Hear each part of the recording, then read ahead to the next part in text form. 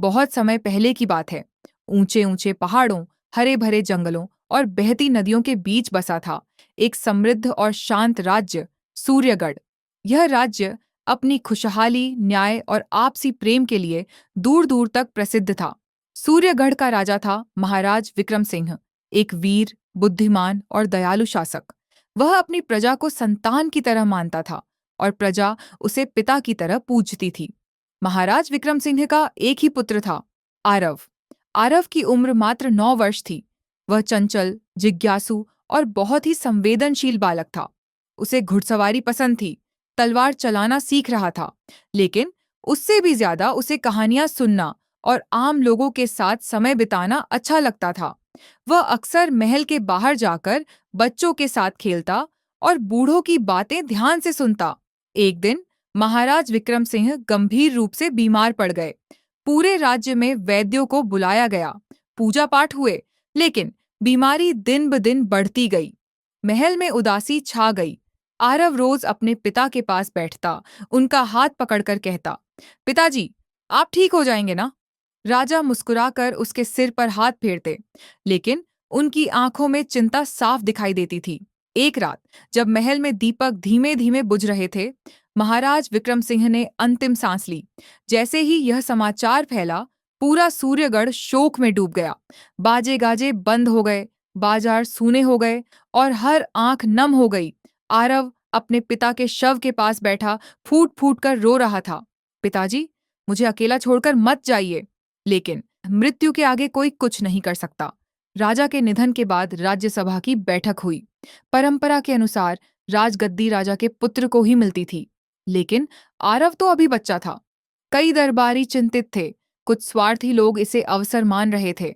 आखिरकार भारी मन से आरव का राज्याभिषेक किया गया।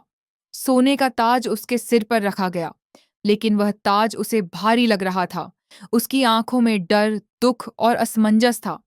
प्रजा में फुसफुसाहट होने लगी, इतना छोटा राजा, यह राज्य कैसे संभालेगा? अब सूर्यगढ़ का क्या होगा?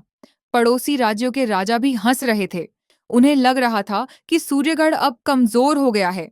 राजमहल में एक व्यक्ति था जो आरव का सबसे बड़ा सहारा बना, राजगुरु सोमदेव। वह वृद्ध, ज्ञानी और अनुभवी थे। एक दिन उन्होंने आरव से कहा, राजा होना तलवार उठाने का नाम नहीं है, राजकुमार। राजा होना जिम्मेदारी उठाने का नाम है। आरव ने डरते हुए पूछा, लेकिन गुरुवर, मैं तो अभी बच्चा हूं, मुझे कुछ नहीं आता। राजगुरु मुस्कुराए, सीखने की कोई उम्र नहीं होती। अगर तुम्हारा मन सच्चा है तो तुम एक महान राजा बनोगे। इसके बाद आरव का जीवन बदल गया। सुबह सूरज निकलने से पहले उठना, राजनीति, इतिहास और न्याय की पढ़ाई, प्रजा की समस्याएं सुनना और अपने डर पर काबू पाना। कभी कभी आरव थक जाता, उसे अपने पिता की बहुत याद आती। रात में वह अकेले रोता, लेकिन अगले दिन फिर मजबूती से खड़ा हो जाता। राजगुरु की सलाह पर आरव भेष बदलकर गांवों में जाने लगा। वह आम लोगों की तरह कपड़े पहनता और देखता कि प्रजा कैसे रहती है। कहीं किसान सूखे से परेशान थे, कहीं बच्चे स्कूल नहीं जा पा रहे थे, कहीं व्यापारी करों से दुखी थे। आरव हर बात अपने मन में नोट करता।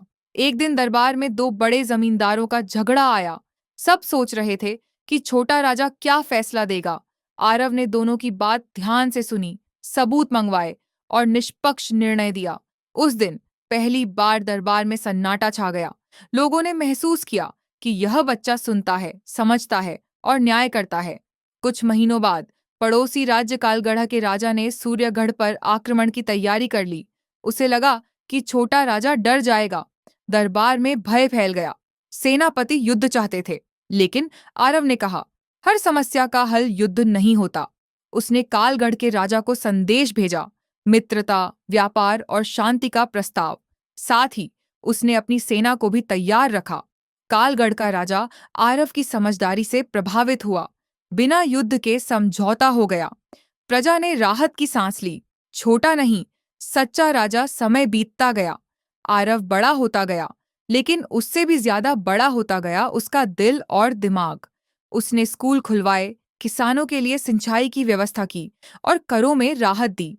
अब वही लोग जो उसका मजाक उड़ाते थे कहते थे, राजा आरव भले उम्र में छोटा था, लेकिन उसकी सोच सबसे बड़ी थी।